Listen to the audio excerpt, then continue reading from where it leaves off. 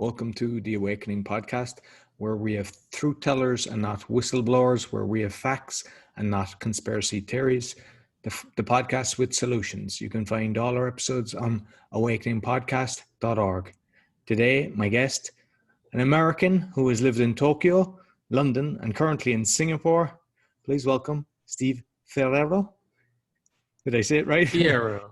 Fierro. Fierro. You did good for the European. Thank you. Pleasure to be on. Pleasure to be chatting.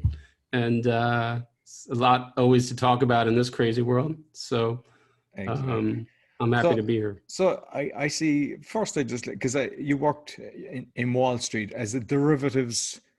So what exactly Broker. is that? Yeah, broker. What exactly is that? Derivatives. Well, first of all, derivative is something that's not cash. So it's like a derivative of, and I do currency options. So I'm brokering options. Okay, puts, calls on currencies. Okay. You know, Polish zloty. It doesn't trade a lot because that's sort of still an emerging currency. And I'm a broker, so I'm a middleman, like any broker, a real estate broker. I bring buyers and sellers together.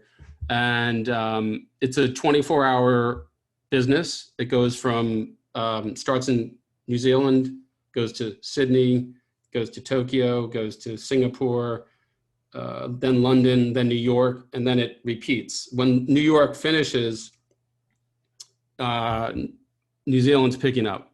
And so the clock's 24 hours. So as a broker, I bring buyers and sellers together. That means I bring Citibank and Barclays Bank together. One's a buyer, one's a seller, and they meet. You know, a bank will come in and say, I would like this option. Can you get me a price on whatever, $100 million? And then I will go get a price. And then once it's executed, it'd be the same as if I was a stockbroker for big banks. They would say, get me IBM, get me, 100,000 shares. And what's the price? And then you show them a spread, a bid and an offer, and they can either sell the bid or pay the offer. And but I used to cover banks. Now I'm covering hedge funds. So it's more reserved, a lot more intellectual, and not as intense. And I like it a lot because I don't have to go out and entertain. I don't drink anymore. Well, occasional, but I really don't drink. I really don't eat like a normal person because I'm fasting all the time. So it's like what I do. I eat what I kill. I'm on all commission. So it's a different phase of my life at this stage. Okay, cool. So I know you're really awake because, we've had some decent conversations. You might just tell us about your journey when you did wake up to what's going on. Okay. Well, so when I woke up, it was 2012, and I had sort of transitioned my job where I had more time, and I saw a video on World Trade Center 7, WTC 7, and I didn't even know about this. So I was like, and I know people who worked in that building. I mean, I had many friends die in the towers, right? Because my business had an office. Cantor Fitzgerald was at the top of one of the towers, right? So I had a lot of friends who were murdered that day by the powers that shouldn't be. So when I saw this video, it was like architects against, architects who were standing out to say World Trade Center 7 couldn't have, it didn't come down on its own, and this, that, and the other. So first of all, I didn't even know about it. So most people don't even know about this building. And when I saw it, I was like, what the hell? And then it was just like, I just started clicking, and then it didn't stop. And then I started going, I just consumed it. And I was studying this, night and day. I got into, obviously, the elite. It got into the history of the world. It got into Satanism. It got into, satanic ritual abuse and pedophilia. And I've said this before. Every layer, I was like, oh, no, this can't be true. Please say it's not true. And then to my astonishment and depression, it would only get worse with every layer that I pulled off. And I I actually got a little withdrawn from this because it was like I had all this like crazy knowledge or new information that I assumed was true, but I couldn't share with anyone. So it put me into a place of a slight apathy for this world, or cynicism, you could say. And then you realize literally everything you learn, there isn't a single solitary thing that we've been taught that's true. Yeah. Right? Exactly. Because these Satanists, they work on inversion, right? Just like the cross is upside down, everything is upside down and inverted. So, if you like, well, hey, Steve, you seem a little quiet these days. Well, I discovered that the world is controlled by baby-eating Satanists, or, you don't have to go that far. But, I found out that the police, you can't go to the police because they're in on it. You can't go to the judges because they're in on it. If you complain, you're going to be probably killed. There's no justice. The IRS is illegal. They control the banks. They control the Federal Reserves, which are not federal. They're stealing money left and right. The theft is beyond comprehension. The theft from the general public is literally monumental, and that's what they do. They shake us down. They are literally shaking the global public down for every penny and every dime.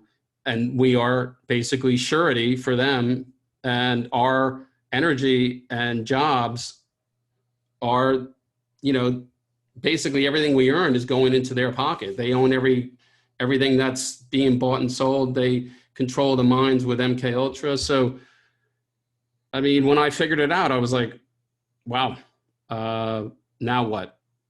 And for a while I went quiet, and then I met you guys. And you realized there was more people in the same boat. Yeah. So yeah, I've been on like a quiet, what do you call it, journey of unindoctrinating people. When I get that one person, and then I send them, my phone's loaded, right? Mm-hmm. There's nothing I can say that I can't immediately show them something to verify it. So they look at my phone, they go, oh shit, really? I didn't, whoa. Like I'll just little things like, the house at Temple, the stars that were turned upside down, things about Albert Pike, things, the World Trade Center 7 building coming down in 6 seconds. The fact that the BBC reported the BBC reported the World Trade Center 7 building, the Solomon Brothers building, coming down on September 11th at 5:30 p.m. the same day the two towers were demolished. The BBC shows the building coming down. She's reported that the Solomon Brothers building has come down. It's on the news live, and the building's still behind her. So she's reading a script, right? Yeah, I actually saw she just that. read it. Yeah. She read it too soon. So it's another demonstration of how the public is deceived and lied to on such a monumental level that they couldn't really fathom it. They don't have the time to understand it. And it takes so much time to understand this is one of the dilemmas, right? With that one, because that's something that I find it hard to fathom, because, they basically, as you said, they have murdered their own people. They found the explosives in the steel. There's no way that a plane could actually cause the collapse of that. But then you had the third building that collapsed without a plane in it. Like if that doesn't tell you something. And the other thing was they found 2 passports from the Muslim terrorists that didn't get destroyed in the plane. And people actually believe that. And then they invade countries, and the world, there's such hatred towards Muslims because of that orchestrated. It's unbelievable. Yeah, there was a new boogeyman.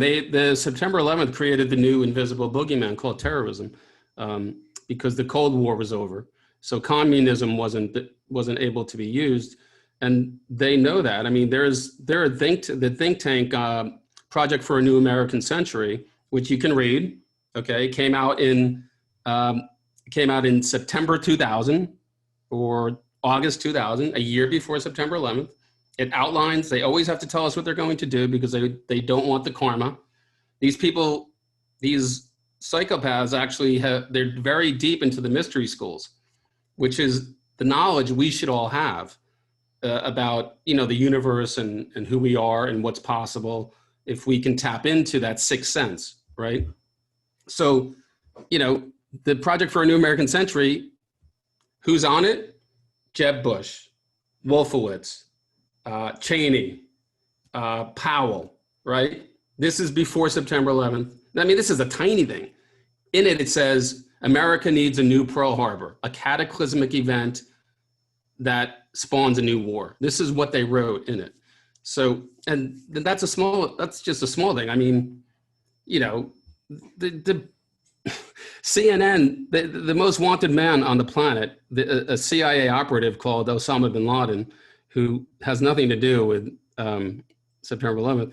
I'll never forget when a CNN reporter was able to get an interview one-on-one with Osama bin Laden in a cave when the CIA and the FBI of the most powerful country in the world couldn't find him. But a CNN reporter gets a one-on-one interview. I mean, wake up, you know? It's sort of like, and that was all staged. That was some actor with a beard, you know, probably, or maybe there is a real Osama bin Laden, but my point is just think that a CNN reporter or whoever it was got a one-on-one interview in a cave. And what does he say?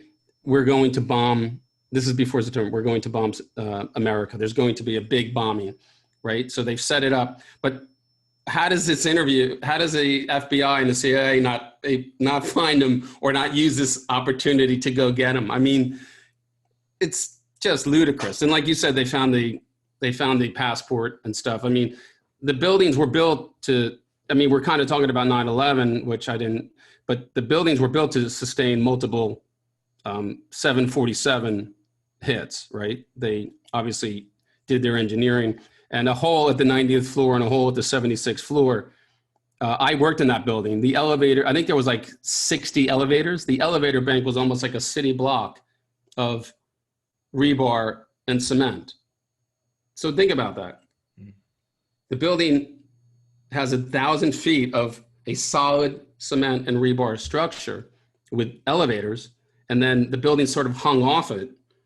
And basically, if you look at the film that the news shows you, in 14 seconds, I think it's 14 seconds on the news, from the time the building starts to collapse to the time it turns to dust, it disappears in 14 seconds. It takes a bowling ball 10.8 seconds, nearly 11 seconds in a vacuum to fall 1,000 feet without resistance. So a bowling ball drop from 1,000 feet without resistance takes 11 seconds to hit the ground, okay?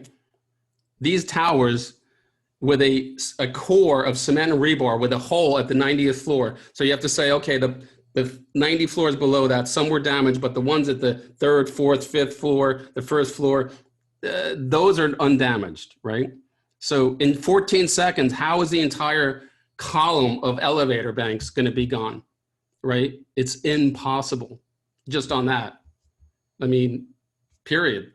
Well, you and I know it wasn't a terrorist attack. But you can see, even in some of the videos, you can see the explosions as it's going down. I have pictures of the guys who put the explosives in. I have pictures of there were a lot of empty floors. That building was not fully occupied. So at any rate, you know, I'll send you those pictures if you want. Yeah, no, definitely. And the other thing, it was a ritual. Well, there was the guy that owned the 2 buildings done some insurance thing prior to it, didn't he? Was it a day or a year? He doubled up on the insurance and he got paid.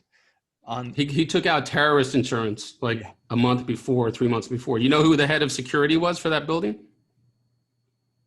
It's called SecureCom. You know who the head was? Marvin Bush. You know when he resigned?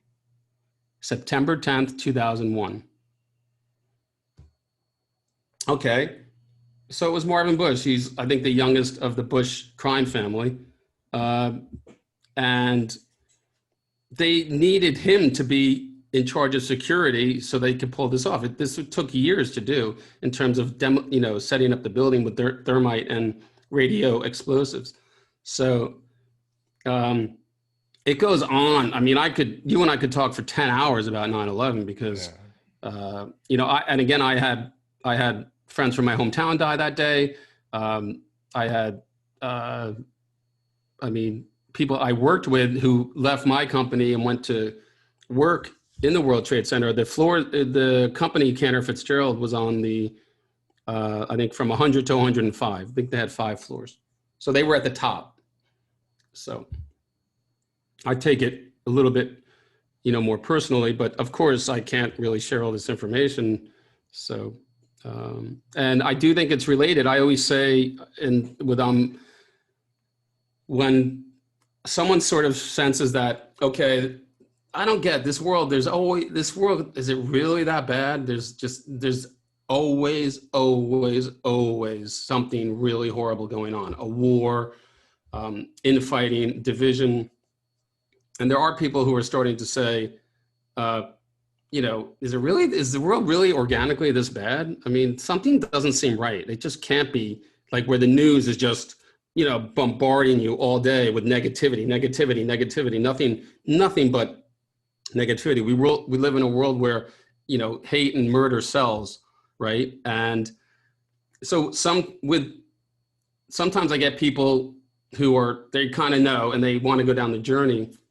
And then the people who fall off, I say, well, you haven't even figured out 9/11 yet. How can you expect to understand anything that's going on?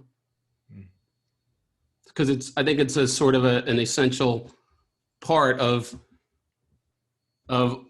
understanding that, the deception is in banking. The deception is in the education system. It's in the legal system. It's in the tax system. It's in everything. And it's all related. The government, it's not really the government, it's really the shadow. It's the military industrial complex, the deep state, the Luciferian Council on Foreign Relations, Rockefeller, and Rothschild elites. And, this is generational Satanism. This is generational Luciferianism. These are bloodlines. These are the blue bloods that go back to, the pharaohs of Egypt and the Sumerian times. This is why they worship Samaria. She was the queen of Samarian. This is why ISIS and all these things are important to them. Their belief systems go back millennia, and they're following the Book of Revelations as well. So, and then the New World Order is totally part of that.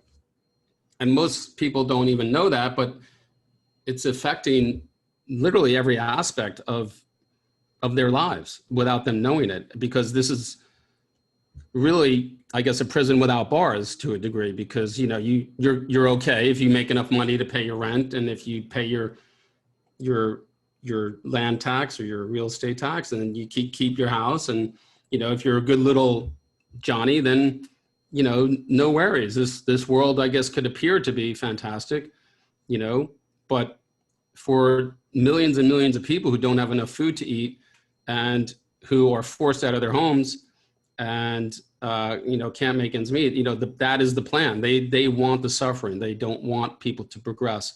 In fact, the U.S. is, people don't realize all these wars. The playbook is to infiltrate a country and cause a civil war, fund both sides, put in, call it communism, but replace and in the guise of democracy that this happened in Nicaragua, in Libya, in Chile, and every single one of these wars has nothing to do about democracy. That's the facade. That's the guise, right? It's the stopping of communism to put in democracy, but that's not what's happening. What's happening is it's the stopping of the progression of the common man with a fairly elected leader that's actually helping that country, like in Nicaragua and Chile. And they say this guy's a dictator, he's a communist, because that was the old boogeyman. We got to go in and take him out. And they go in, they take him out. They make money on both sides because they fund the rebels, and they actually fund the country that loses. Then they put in a dictator who's in their pocket, right? Then they put a central bank in. Then they indebt the country, and they control everything. Exactly. And Confessions of an Economic Hitman by John Perkins, and he worked for them. Yeah. He basically came out and explained, and it's exactly what you've just said. So that's proof in itself. One of their own coming out telling you what's happening. The part of the New World Order is they have to, they need a central bank in every country. And that's why they went into Iraq. It had nothing to do with, I mean, September 11th was a good reason, but the first thing they did in Iraq, which people don't even realize, is they established a central bank, and the central bank the central bank printed $5 billion US worth of dinars, or whatever their currency is, and indebted Iraq. So now you have the central bank system that is as corrupt as could be in Iraq. And that's what Syria is about. Syria is not about replacing a despot at all. That's again, the excuse. The American public don't realize they're paying for all the ISIS soldiers are American funded. Our tax money's paying their salaries. They're like salaried, people. And the whole reason is to put a central bank in there so that they can execute their new world order. Then I think Venezuela is one of the last. Same thing happened in Libya. Yeah. So, I mean, maybe, call me crazy, but that's what I've read. I'm reading a book at the moment about Baghdad, basically a banker that was with the territorial army. And there's one point, and they're saying that they changed the currency because they didn't want Saddam on the currency. So then they're getting the people to take their money out under the mattress and back into the bank, or they will lose. They have so many. It's disgusting. I mean, it's so grotesque what they're doing. They commit genocide globally, and the general public holds these people in high esteem that are committing atrocious, egregious, heinous crimes against people, destroying their homes. There's 4 million refugees in Iraq. People don't even know that. 4 million people displaced. They had to leave their home, right? And Americans just go on with their la-di-da life, their BMW and their country club bullshit.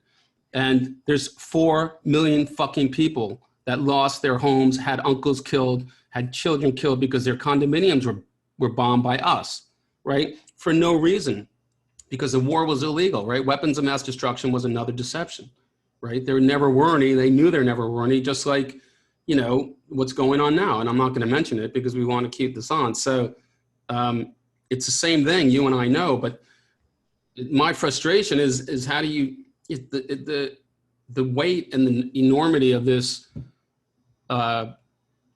information. It takes people to sit all day and watch videos and read. That's the problem. And who's got time to watch a 2-hour video that explains a lot of what's going on? No one. Yeah. And even if they do, they're like, well, I like going to Giants games and I'm okay. I think it's pretty okay. Or keeping up with the Kardashians. Like they're poisoning you. It's like they're stealing trillions. I mean, it's on September 10th, 2001. Okay, this is one day before September 11th. September 10th, 2001. Rumsfeld makes a public speech. You can hear it. It's on CBS News. That the Pentagon has misallocated, can't find, $2.3 trillion. Trillion. This is 2001. Trillion. Never even heard. Pretty good time to bring it out into the public and wash your hands of it is the day before September 11th that is coming, right? So you're going to come out like an honest guy. That's part of the inversion, right? Yeah. So guess what the number is now if you go to the website, the accounting website of the U.S. government. They admit it's 9.6 trillion, okay? So that's their admittal, all right? It's way more than that. That's our money. That's tax money stolen on top of the taxes, on top of income tax. I mean, well, actually, it's probably taken from income tax or wherever. But my point is the U.S. government website, you can read, it admits that an accounting was done and they cannot account for $9.65 trillion as of 2016. Okay? Trillion. And people were talking about 4 billion here, 50 billion here. Anyway. Yeah, no. All right, I'll let you talk about No, I don't know. It's all relevant. It's because and I wasn't intending to go down that, but it's just when you mentioned it, because I asked about the awakening, and I think it's very relevant because it's something that I find that when I say to people, you know, their eyes glaze over when you tell them what we've just discussed. But the one thing that I did want to talk to you about, and I know, you know, because you've got a Rife machine as well. That was the one thing I that got 4 of them going right here. Yeah. So, like, we're talking about all the industries that are corrupt, and especially the one now. And to be honest with you, I'm not afraid to mention what's going on now, because I know it's a complete scam. I've put up all the videos on the Awakening podcast with different, even statistics, with Dolores Cahill showing exactly the numbers. But regarding health in general, because that's the way I'm trying to do it. Because, all right, let's say there's 95% of people that are kind of, I trust my government. And what I'd like to say is, let's look at the health industry as it currently is prior to this, and see, do you really trust them? Because they're in control of what's going on. And I know you're very knowledgeable on that. Yeah. Well, it's the same control that people find it hard to believe that, you know, how could they control it? Well, I'm going to explain it in very shorthand. The American Medical Association was established by the Rockefellers, okay? And they basically said, okay, we'll put a medical school at your university. We'll pay for all the buildings, okay? But you have to teach exactly what we tell you, okay? And that's exactly what happened. So if you get money from, if someone supports you, are you going to, like, you're kind of, even if you kind of disagree with them, you're going to be like, well, he gave me, you know, 10 grand for my campaign, you know, I'm going to kind of just go along with it. So my point is, people don't realize that doctors are indoctrinated to service the pharmaceutical industry as a sick care business and treat symptoms only, and never, ever get to the cause of any disease. And that is exactly what we have. We have a sick care business. So the money behind the American Medical Association is from the Rockefellers. They control what doctors learn. It's a system. It's basically an indoctrination to not heal. That's pretty much it. So, I mean, you a patient for life. Yeah. And if you go against it, then you will be in big trouble, like Harry Hoxsey. And we'll get to Rife. I'll tell Harry Hoxsey quickly. He's just one of thousands of doctors who have been destroyed by the American Medical Association for attempting to, you know, alert the media that, you know, you don't have to be in fear and you don't have to die a slow, painful death through pharmaceuticals. So he had horses and he was wealthy. Long story short, his horses had some serious melanomas. And one of them was eating in this area, and it cured itself of the melanomas. And he started a clinic using these herbs, and he was curing stage 4 melanomas with these herbs, which is really getting down to what Rife and Otto Warburg, you know, discovered, is that, you know, cancer feeds on it feeds on sugar. And really it's because of a depressed immune system and a toxic and acidic situation of the body and blood and the interstitial tissue. So basically, he took on the AMA. The AMA shut his clinics down. He took them on. They bankrupted him over 50 years. The only thing he got out of it was that Morris Fishbein, the head of the AMA, a satanic piece of garbage, had to step down. But he was ruined, and his formulas are still out there, but you can't get them in, you know, in hospitals and stuff. So with Rife, Otto Warburg won the Nobel Prize for Medicine in 1931 for determining that cancer feeds on sugar, and cancer requires a low oxygen, acidic, low voltage environment for it to exist. This is 1931. And he reversed cancer using hydrogen peroxide, which is another story. So like $5 hydrogen peroxide, but it was actually 35% food grade hydrogen peroxide, which is very similar to hydroxychloroquine, which cures malaria and a lot of other diseases for the same reasons. And this is why they're making such a mockery of it, because it actually does work. So Rife in the 30s, and I have 4 Rife machines going now. He determined, he had his own laboratory in San Diego.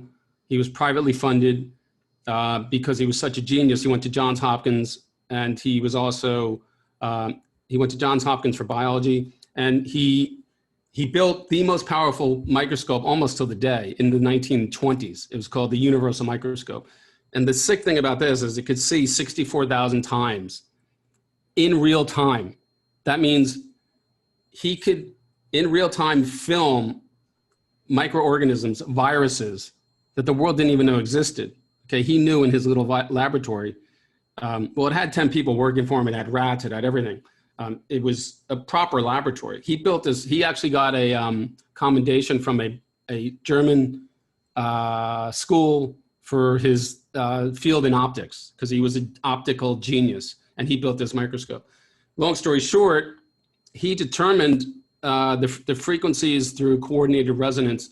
When there's this thing where if a singer, have you ever seen where a singer matches, like holds a glass, like a wine glass, and they start singing and the glass starts to vibrate? Yeah. And then the glass shatters? Right? So the glass wasn't moving, and then they were singing. So what happens is the glass has a frequency, and what her voice is doing, or Ella Fitzgerald used to do this, what her voice is doing is it's matching the frequency of the glass. Because when you match the frequency, it's called coordinated resonance. It will start to vibrate, okay? So, and then if you vibrate it enough, it will shatter. So what Rife did was because he could view cancer, he could actually breed cancer and he could take it away. He would breed cancer, put it under his microscope that he could see in real time, the living cancer, the eating, breathing, shitting cancer cells, which are in bodies. And he had a frequency machine, and this is in the 1920s and 30s. I mean, think about this. And these are organisms so small, they would go through a ceramic filter, meaning they would go through the porcelain. In virology, they use porcelain filters. These things were so small, and he could see them using reflective light. So long story short is he used the frequency machine to watch the cancer cells that he was hitting with the frequencies until he got coordinated resonance and the cancer cell would explode. And then he did this for every disease. So by matching the cancer frequencies and the disease for everything, because everything has a frequency. You have a frequency, I have a frequency, glass has a frequency, everything has a frequency. He determined the majority of the frequencies of disease, and he used coordinated resonance to kill them. But here's the thing that he learned. He would breed cancer in rats, okay?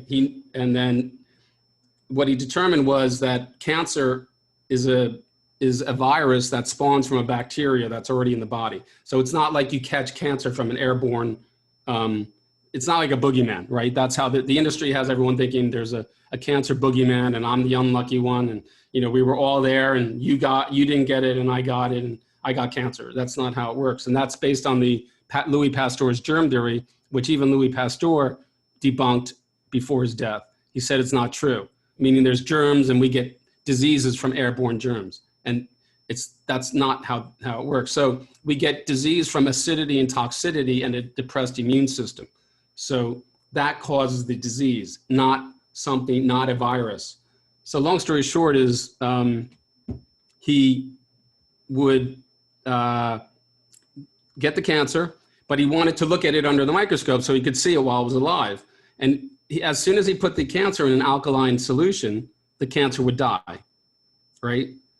So he didn't have time to look at it because it would be dead by the time he looked at it under the microscope. So what he realized is cancer cells can't live in an alkaline solution, which is what Otto Warburg in the 1920s and 30s discovered. So he had to create a situation where while he's looking at it under the microscope, the cancer has low oxygen, high acidity, and it's still feeding. And so really the way to reverse cancer, if you don't have a Rife machine, is to reverse the toxicity and acidity of the blood and body and restore immunity. Because all you need to reverse cancer is your immune system. But you need clean blood to do that. And people that are toxic at the age of 50, 60, 70, they've taken 30 years to get that way. And you can't reverse it overnight. You can't dabble. You have to go the full Monty. I mean, you got to know what you're doing. And you got to get serious about your life. You have to take control. And ironically, you can't be anywhere near a doctor if you want to live, or a hospital. And I remember because I've looked at a documentary on Royal Raymond Rife, and it was very hard to see it. I had to use a VPN to actually get it. It's banned in most countries. And the microscope that you're talking about, they even thought he was fake, but he was, with the drones and everything, proved. It was like, I think like 50 years later, they still hadn't got the same kind of microscopes that he had. No, even the electron microscope can't view something that's alive. It has to, the electron microscope kills whatever it's looking at. Do you understand? So the electron microscope came out in like the late 60s. He was seeing 64,000 times under his microscope in the late 20s. The most powerful microscope of that time was 1500, and he was seeing over 64,000 times. Can you fucking imagine that? And they destroyed him. They burned down his, you know, all these crazy Satanist New World Order maniacs that are control, you know, the governments and everything. They burned down his laboratory. They took all his papers, and he got so depressed he started drinking. Yeah, it's awful. And like he had done a test on, I don't know, was it 14 or 13 or 15? I can't remember the number, but they all were cured. 14. Yeah, 14. No, it was 16. Yeah, and they were all cured. And I think they set up a company and got the rights to his, they knew what they were doing. Like they basically took all the rights. But they sabotaged. There was one, they had an infiltrator come into the company and sabotage it. Yeah. So it got ruined. All the equipment that went out was sabotaged before it went out. It never worked, and it went to different countries. And he cured 16 patients in 1934 that had been through chemo and radiation and were left to dead.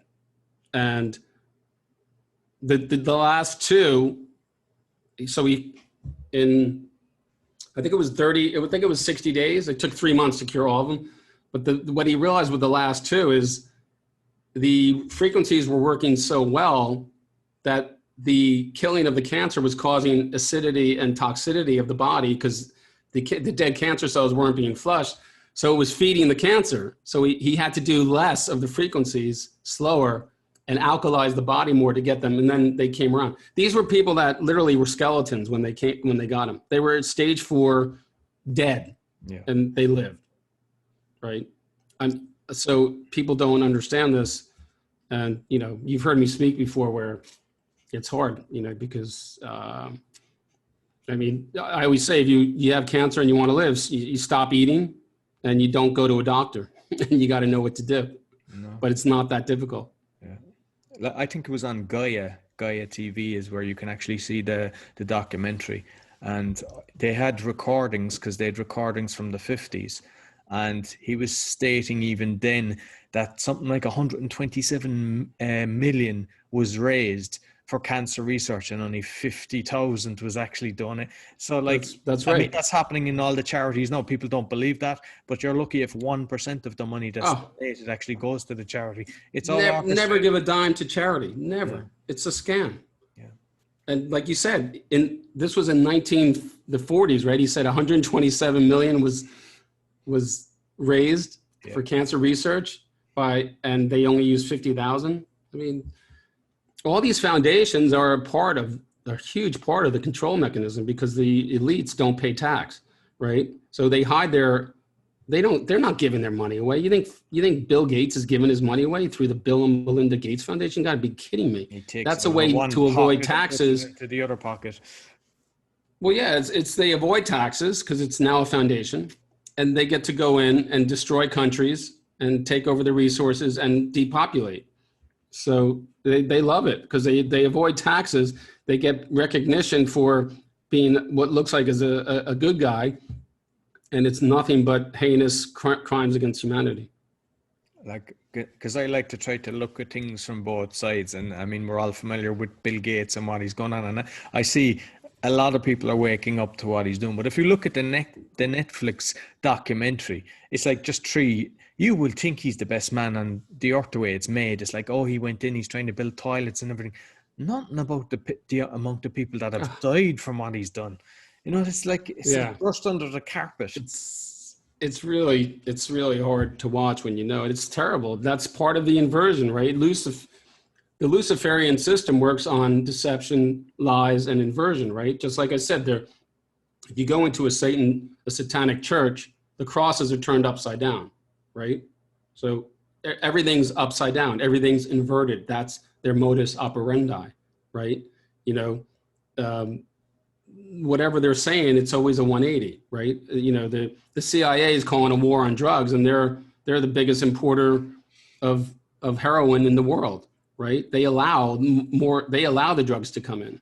So, I mean, that's just one example. And the fact that, like, even the Carnegie Foundation is totally supports eugenics globally and depopulation. Same with the Ford Foundation, right? So, but people are never going to know this. So, you know, I mean, yeah, it's so but people could. But how about George Herbert Walker Bush and George W? They get fucking libraries. I mean, these people are honored with plaques. It's like, literally, if people knew what these people did to, you know, globally, to innocent civilians and to the American public, they would storm the Bush house and rip these people apart. So I'm I'm looking at everything now from how we're going to make change, because, like, we've only touched on some of the stuff going on. I mean, I've been shocked because from the EU to the UN to the World Health, every single industry is tampered with. I haven't found one that's not. So we cannot attack these industries. They're too big. You know, they're just huge, and it's more of awakening the people. So, like, I mean, have you thought of different types of solutions? Especially in the money industry, you know, having the kind of banking background, because it all comes down to money at the end of the day. Yeah. Well, I mean, the aspect of business I'm in isn't, you know, the real bad guys are on Wall Street, or the guys causing a lot of facilitating a lot of the stuff, are really more the investment bankers, which I am not. I mean, in order for companies to do trade, I actually provide a service that helps them do international trade so that they could hedge currency risk, right? So, but then again, the derivatives and options market is a house of cards, and there's huge speculation. So in terms of, I mean, I don't know, because that's my frustration, is that, you know, the whole thing is they are so clever and deceptive, even the way this world is set up, where people are so busy and don't have a minute. Even that's part of the strategy, and that's part of the frustration, that's the way it is. I mean, if you talk to most people, they're, you know, they thrive on being busy the entire day. And, you know, I used to be like that until I woke up. You know, I still like to do stuff, but I'm much better at doing nothing. But in terms of getting to the top, I mean, I'm frustrated, I will say, but I think every person that you shake up a bit, it's huge. Even, I think, one person. So I don't think we can stop the corruption at the top of Goldman Sachs and the top of Chase Bank, because these, you know, Chase is a Rockefeller bank, right? I mean, Bank of America is, I forget, it's the other one. So I don't know. I think we just have to keep going, and if we can create awareness even in one person, it helps, right? I do get angry at times, and I think, like David Icke says, I'd say it is easier if you let it go and you almost send them love, because that's what they hate the most. Yeah. Because these are the darkest, most vile, vibratory, you know, morally bankrupt. I don't even, calling them human is not even fair, because they're not human. So, you know, so you lead your life and lead by example. I I want to scream from the roof sometimes and just tell people. You could see some of my posts, or you could see my frustration. I can see that. You know, it's like trust me, guys, I figured it out. Like, you know, just you guys don't have the time, and you're being deceived, and I want you to know it. And you know, I tell people like if you found out your wife, or if a woman found out her husband had an alternate life with an alternate family, like 10 blocks away for 25, 30 years, that would be nothing in terms of learning the deception that's been played upon us, right? That would be like absolutely nothing. So it's so monumental that cognitive dissonance gets in the way, and the amount of information gets in the way, right? I've told people it's like learning a language. It's a huge tapestry, and if I give you one pixel, you're not going to be able to see it, you know, and you need many pixels, and it takes time to see the pixels. And are you willing to put the time in? Are you willing to unplug your TV and devote your time to this? Because that's what it takes. I mean, there's a guy called Mark Passio, he's absolute genius. He's intense. He calls it the great work, because I personally do believe we're here to wake up. I think we came here. I think we keep coming to wake up to the tyranny, to fight it, to beat it. And the odds are against us. But, you know, at some point, you push enough and people are going to say, I've had enough, right? Yeah. So, I'm thinking that being said, the awakening. That being said, challenge. You know, BLM, yeah, I mean, BLM, all these things are organized. People don't realize that what they're seeing is not organic. It's a fucking movie. It's scripted. And all these actors are the people that they hold in high esteem, that are deceiving them, that they trust, that aren't who they think they are. So how do you know, I've told people I work with, you know, you don't realize every person you see on TV, they are not the person you think they are. It's all a sham. The deception goes so far. And the belief system, the dominant belief system is Luciferian, which is Lucifer is the bringer of light. He's represented by Venus in the sky, because if you look at Venus at 3 a.m. in the morning, it's very bright. It looks like a bright star. And Lucifer is the fallen angel that encouraged Adam and Eve to eat from the tree of knowledge. And through knowledge, you become illuminated and you can learn to live forever. And this is why they honor Lucifer. Who essentially went against, you know, God, which is a whole nother story. But so ironically, Lucifer is the bringer of light. He's the light bearer. Okay. So there's light, but the light is knowledge, right? And they know that, and they have the knowledge, but they're keeping it from us, right? So the global public are mushrooms kept in the dark, and they're laughing all the way, right? And then they have this belief system that is 2000% thrives on deception, inversion, perversion, depravity, and control and domination, and disinformation.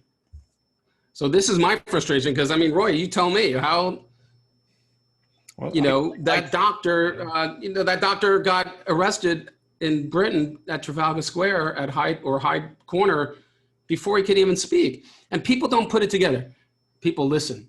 If a doctor is arrested at the speaker's corner before he speaks, do you think there's a reason for it? Is it because he's telling not the truth? No, it's because he's telling the truth, right? So.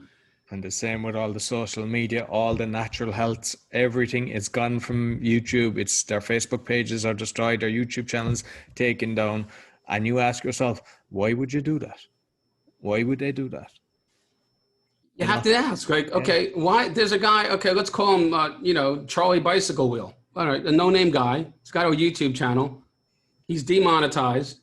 Videos are taken down. And now his YouTube channel is deleted. You got to stop and think.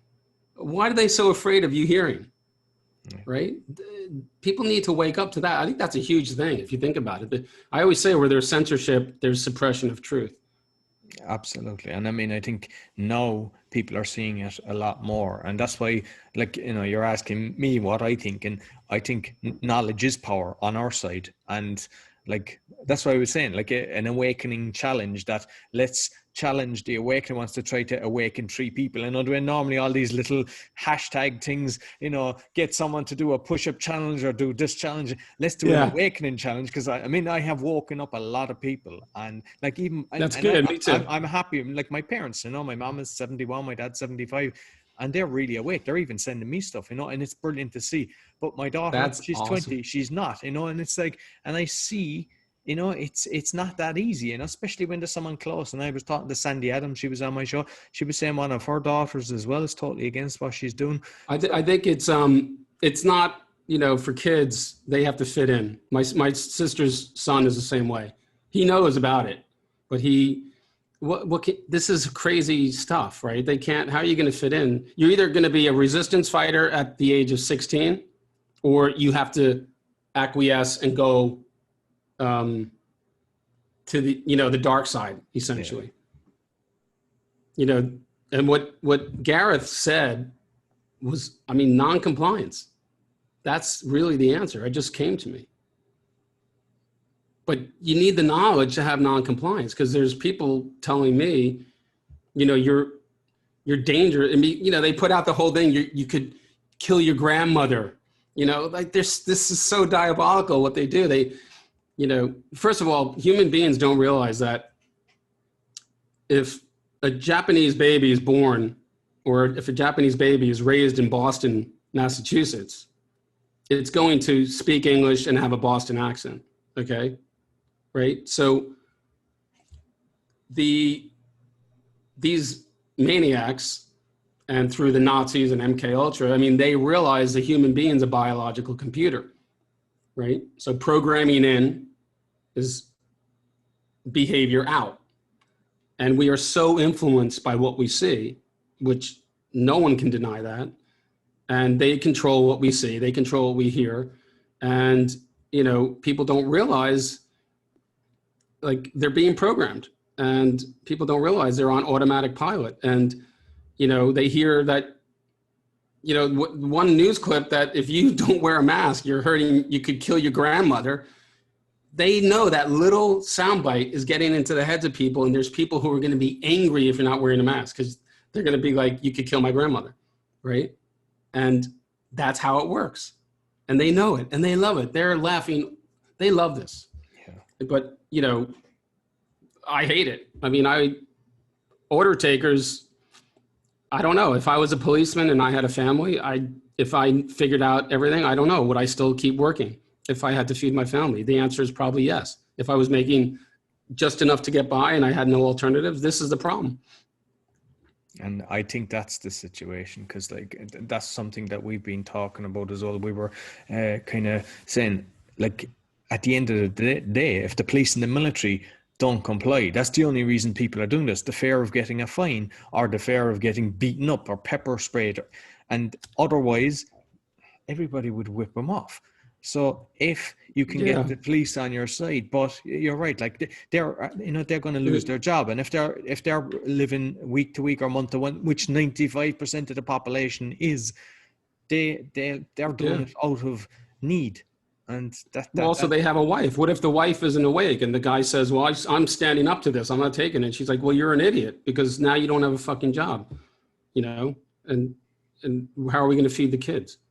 I have a friend in Argentina that actually the wife called the police on her husband because he wasn't wearing a mask. That's what that's what we're up against. So, I don't know. I've been in a pretty dark place with it the last, I meditate, and that helps me a lot. And I have tools. I have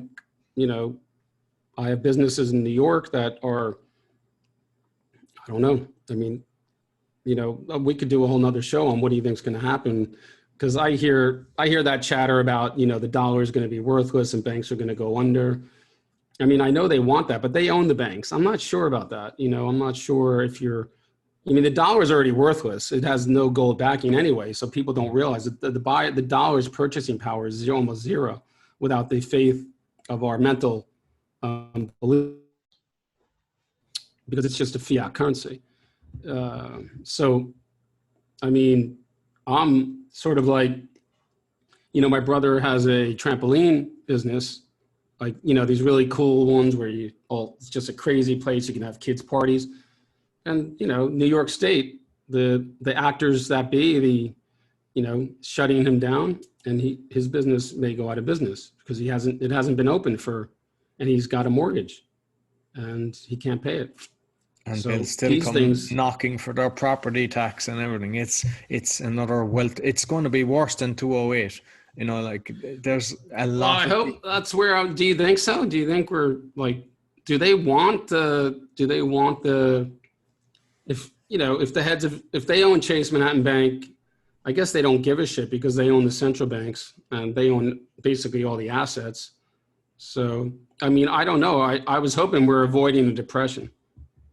That's what I was hoping. So I know they want that. I know that's the end game. Part of it, it's vaccinations and control but I don't know. Do you think we're going to get out of this, or do you think? No, I mean, I wouldn't be doing this unless I was believed that we have it. Because I mean, you even see in our circle, there's a lot now that are out there getting the message out, and even if they're blocked, you know, like the podcasting is actually a good way of getting the message out as well. But just talking to people, and the way I see it is, we can't attack a different industry. You can't attack the pharmaceutical industry. You can't attack different ones because they're just limitless, and they hide behind the title.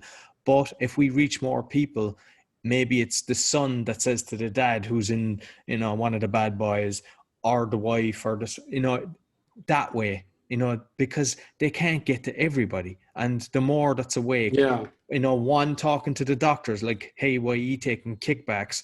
You know, do you go home and look in the mirror and go, hey, I'm glad I'm worth $1 million when you're getting kickbacks?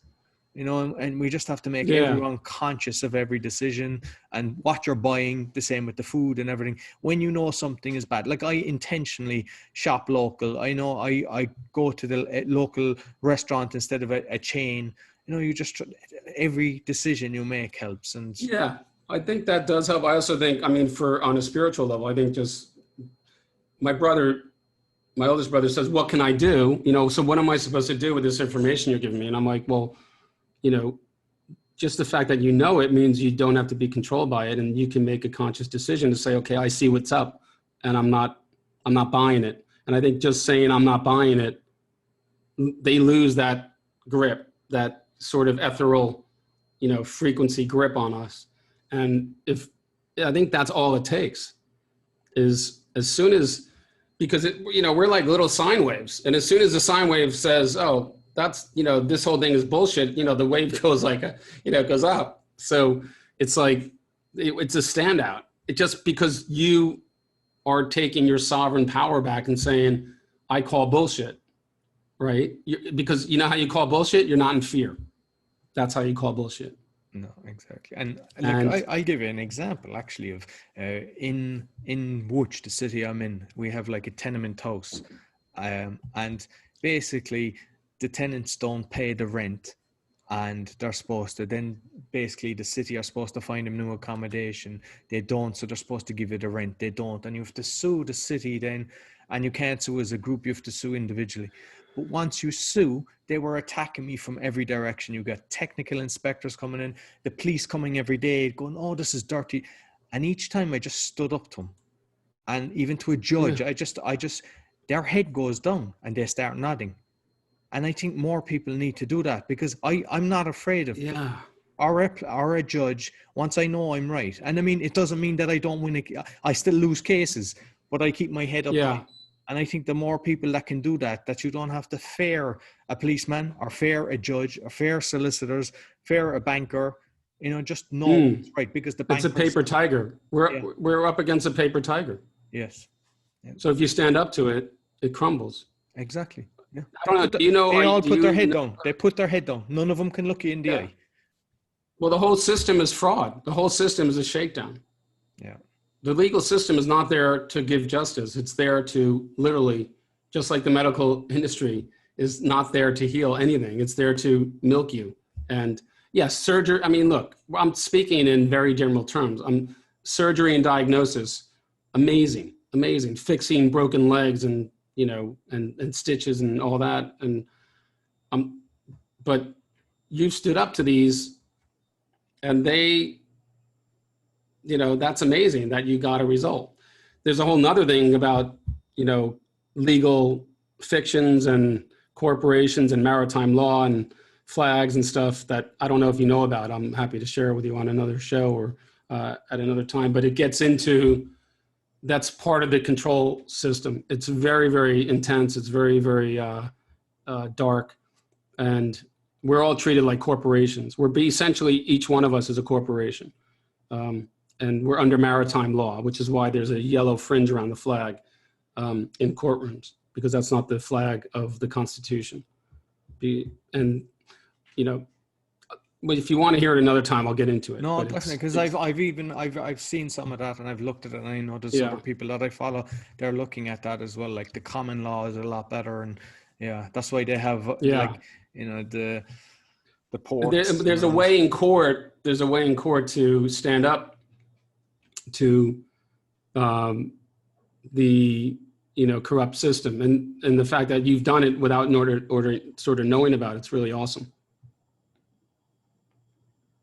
So and that's what I want people to know, is that, you know, like it ain't doom and gloom. As long as you're awake, you don't fear them, and that, you know, that's the thing, you know, you don't fear, and once you don't fear, they don't have power. And like, I know, it's like even David Icke said recently that you take off a policeman's uniform, he's just an ordinary man, and you know, you no longer fear. This uniform gives them such power. Yeah, it's sort of like when you're saying that, I realize, even though I said it, and it is. I have visions of literally storming the Rothschilds' premises and taking them out of their, you know, gold-plated beds and or solid gold beds, for all that matters. You know, but then again, you know, that's being triggered, and that's what they want, because that's part of divide and conquer, right? Yeah. They want you triggered. They want the public divided, right? The Republican and Democrat Party, people don't even know that they're both controlled by the Council on Foreign Relations. And that's just another divide and conquer mechanism. So if they give you the choice of vanilla or chocolate, they put two boxes, and people take the bait. Like, oh, I'm a Democrat. Oh, I'm a Republican. And then I'm going to defend that. And now you're totally divided, right? And it's by design. It's part of, you know, it's part of everything else. But it just dawned on me, not being triggered is really a good defense. And it doesn't mean you don't get angry and don't stand up for yourself. It just means, you know, you're not shut down by what they're getting away with. You're sort of like, we're going to win. Yeah. We got this. Exactly. And like, the thing is, people don't see what's going on in the world, but there is a lot of great people that are up against this. So it's not a couple, there's millions. I mean, if you look at Berlin, the amount of people that were marching, there is a lot of people. And if you see, like, the doctor that was arrested, you know, he's saying that they've got like 1,000 doctors and they've all put their name. In reality, there's a lot of people out there. Most of them are afraid because they might lose it. But as soon as 1,000 stand up, it encourages the next 1,000. Oh, yeah. And let's give the date, right? The date is October 10th, 2020. Exactly, 10 o'clock. So he said 10/10/2020. It was nice, like, good marketing. I like the way they actually promoted it. Like, yeah. And what's his name again? Because this guy is incredible. Because let's not forget, you know, Germany's got their spidey senses up. I mean, they, you know, they're like, we're not going to let this happen again. You know. Exactly. So I've put the interview, because my last podcast with Chris, he was there. And I put the link on that. So episode 19, you can find it, and same with the listeners, you'll be able to find the video on it. Yeah. He's amazing, that guy. I mean, what's his name? Dr. Is it Hof or something? H-O. Oh, yeah. Yeah. Okay. Yeah, I mean, basically, what I find is, okay, when I woke up, I went into like a hole, and it wasn't good, because I sort of was like, I just couldn't stop. I literally, I 24/7, this is all I could study. And it didn't, like I said, it didn't get better. It got worse. It actually never got better. It only got progressively, incredibly darker and more disturbing. And basically, that's not good to go there. Yeah. And like, you know, this whole thing, like, okay, we're going to win, or not even that, we have this, and, you know, this is the way the world's been for thousands of years. So really nothing's different. And I think at this point in time, like you said, more and more people are waking up. Children are waking up. Parents are waking up. And how many people does he expect in Berlin on October 10th? Like he said, maybe 2 or 3 million. Yeah, or even more. I heard some figures over 6. It's hard to tell because I mean, so I mean, that's awesome. Yeah, not is fantastic. Like, and just my point is, I still have a tendency to want to curl up into a ball and suck my thumb, and you know, like basically say, oh, these guys are above the law. These guys own the law. They own the police. I mean, like how I hate to even put the words out there, but what we're up against a completely unfair, rigged game. No, exactly. So, but what I tell, and I think it's good for everybody, is because what happens is when you do, say, wake up, different levels of being awoke, but you get into different groups and everything, and all people are doing is sharing, which is great because you learn more and more. Yeah. But you need to step out of that. You need to just have a certain amount of time and then watch the comedies. You need to make sure you're not going, because it can get you. And I make sure that, but you step back when you feel yourself that it's actually depressing you and you're going, shit, this is so bad. You don't, you step back. I'm reading a comedy book. I'm reading Tommy Cooper at the moment, and I'll go in now and I'll watch a comedy film, and that way. That's good advice, man. I got to remember that. Yeah. I'll watch my American Caddyshack and Stir Crazy. Those are American funnies, you know. Yeah. Because everything else I can't watch. I mean, Roy. What is it? Father Ted. It's a kind of take it out of the Catholic Church, like, but it's very good. Okay. Well, Monty Python is also one of my favorites, and South Park. So, but because I can't watch anything else, because you see the symbolism within. I always tell it, like, I say, give me 40 seconds of any television show, any cartoon. Or give me a minute. Within that minute, I will show you satanic symbolism and elite. I don't like the word Illuminati, but I will show you that symbolism and then there's the subliminal stuff that, the sexual subliminal stuff. So my point is, even Netflix, these movies, these really dark violent shows, my TV has been unplugged for a long time. So I find it hard to watch it where I see the agendas being, trying to be programmed into people's heads, like even the gender confusion in kids. Almost every television show immediately has a kid who's gender confused and stuff. So I admire people who are awake, who actually can watch that and get information. I find I can't watch it. It pisses me off, or it does something. It's like when I see it, it's like I don't want it. I'm trying to say, like, well, you're not going to get me. You don't have my mind. So I don't watch it. That's my way. But I mean, do you still watch that stuff? Do you still let your kids watch Disney movies? And not really. I mean, I'm conscious of the stuff, like maybe Mr. Bean, and I'm even watching it at times to make sure there's not hidden stuff. It's hard to know what's right and what's not. But the reality is, I think that, I remember one of my cousins, he didn't want his children to have any sweets, and that child now, as a teenager, as an adult, is kind of gores on sweets, whereas the child that they didn't restrict is not. And I think it could be the same with a child. If you say, no, cartoons, they go to their friend's house and then they'll crave it because, so I kind of... I agree. Because when I was growing up, I was the youngest of 5 kids. So my parents, because I'm the youngest of 5, obviously by the time I was they were retired, right? So I really had complete freedom. And I didn't really have any rules, and I was, maybe it's just me, but I mean, I was pretty, I came home on time. I didn't do anything really bad. But all my friends who had curfews and don't do this and don't do that, they did that, you know? Exactly. So, you know, so it's almost like if you want, just say I want you to watch cartoons 24 hours a day.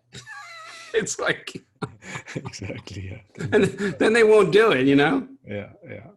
So that's what I would say. It's just, you know, just a little bit, because even just for the comedy or whatever, just to lift the spirits, and it all helps. Yeah. Because a lot of people, I can see they get down. Like, but listen, Steve, we'll have to get you back on, especially on the court one, and the law on that. That's definitely the word that starts with a letter as well. Yeah. And Maxine, I call them Maxines with an M, Maxines. So yeah, that would be great. I love talking to you. This was fantastic. And thanks. It was an honor to be on, for real. And it's helping me re-spark. And it's like, just get a little lazy, I guess, a little overwhelmed sometimes. So thank you. Yeah, no. And do your podcast, do you want people to go to your podcast, or do you want to send me a link on where they'll be able Sure. I mean, my podcast, I'm probably going to change the name because I'm doing a little rebranding or thinking about it. But my podcast right now is From Wall Street to Awakening, and it's on Spotify and Apple. I have a YouTube channel that is older. It's called Health Awareness Vibration. It's called Health Awareness Vitality Abundance. And I'm rebranding that. So I'm in the middle of doing a bunch of stuff. And that's it. I have an Instagram account called From Wall Street to Awakening as well. And that's about it. Okay. So you can send me the links. I'll put them on the podcast description. Yeah. And people will be able to connect you, because I'm sure they'll get a lot of benefit from. Yeah, man. Yeah. So thank you for being on the show, Steve. Okay. Thank you. So that's all for the Awakening Podcast. You'll find all our episodes on awakeningpodcast.org. We're on BitChute. We're on YouTube. Be sure to give us a thumbs up, subscribe, share with your friends. Until next week, take care.